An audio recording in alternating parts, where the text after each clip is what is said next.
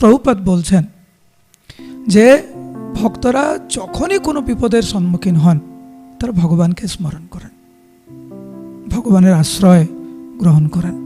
এই জড়জগতে তো যে কোনো সময়ে যে কোনো বিপদ আসতে পারে।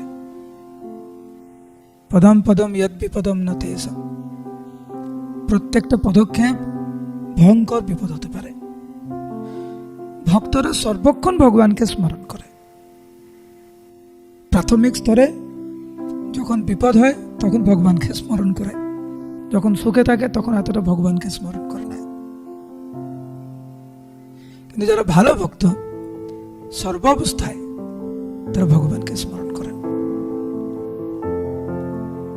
নন্দ মহারাজ সর্বক্ষণ কৃষ্ণকে স্মরণ করতেন, ভালোবেসে অনুকূল ভাবে।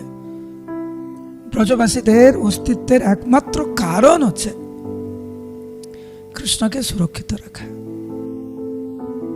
এবং কৃষ্ণ যখন আবির্ভূত হলেন প্রত্যেকটি ব্রজবাসী তাদের মনের ভাব এইটিই ছিল যে আমাদের অস্তিত্বের কারণ হচ্ছে ভগবানকে খুশি করা, ভগবান মানে কৃষ্ণকে খুশি করা। আমি মাঝে মাঝে ভাবি আমাদের জীবন যদি এরকম হতো কত আনন্দ হতো। নিঃশ্বাস নেওয়ার একমাত্র উদ্দেশ্য হচ্ছে কোনো না কোনোভাবে যদি কৃষ্ণকে খুশি করা যেতে পারে, বাক্যের দ্বারা, ব্যবহারের দ্বারা, প্রয়াসের দ্বারা, ত্যাগের দ্বারা, সব কিছুর মাধ্যমে দিয়ে কেবল কৃষ্ণকে খুশি করা, আর কিছু নয়।